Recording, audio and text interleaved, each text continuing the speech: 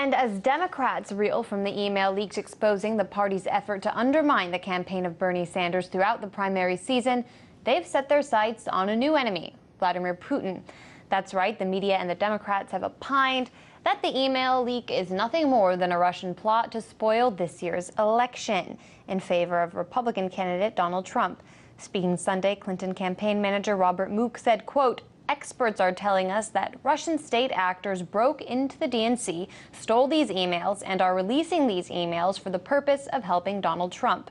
For more on this, I spoke earlier with former Assistant Secretary to the Treasury, Paul Craig Roberts. Here's what he had to say. You see, what's going on is this. The American media, acting for the neoconservatives, have demonized Russia and demonized Putin. And so here we now have the Democratic National Convention caught conspiring with the Clinton campaign to be sure that regardless of how Democrats voted in the primary, she would get the nomination. So they are burned by that. The Democratic National Committee leader, Wasserman, she's had to resign. All the Sanders delegates are mad. His supporters are mad. They're not going to vote for Hillary. So her campaign is going down in flames. So what she's trying to do is to say, oh, see, it's the Russians, the Russians.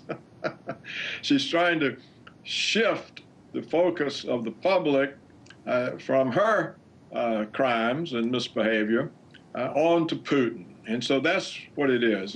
And she's able to do that only because the Russian government has been demonized for the last several years by the American media, acting for Washington.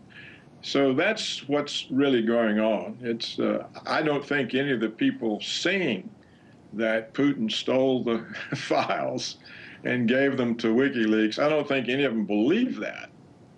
But it's something they say in order to shift the focus away from the crimes of the Democratic National Committee working in behalf of Clinton instead of being a fair processor of the primaries. And so that's all it is. It certainly shifted the discussion, but it also raises an interesting question because you have the Democrats and the media shouting about Russia in a way that's almost reminiscent of the Cold War. What does that say about the way Hillary Clinton might govern if she's elected president? Well, she's already said that Vladimir Putin was the new Hitler. So obviously there won't be good relations. The reason people supported Trump, well, there are two reasons. One, he was outside the political process. He came in from outside the process. But second, he said that he would not carry on this aggressive stance toward Russia, that it's not in anyone's interest.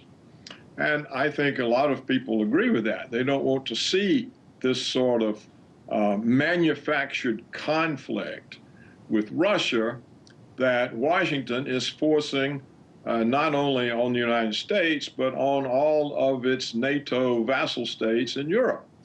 Washington is getting the whole Western world into a conflict with Russia for no good reason, for no reasonable cause. And so Trump has said that he won't be part of that. So that, I think, is the hope, and that does not mean Trump is a puppet of Putin or even in any kind of an alliance. But it does mean that he doesn't see the point in conflict between the two countries. It's certainly going to be interesting to see how this dynamic plays out on the debate stage in the coming months. Professor and former Assistant Secretary of the Treasury for Economic Policy under Ronald Reagan, Paul Craig Roberts, thank you so much.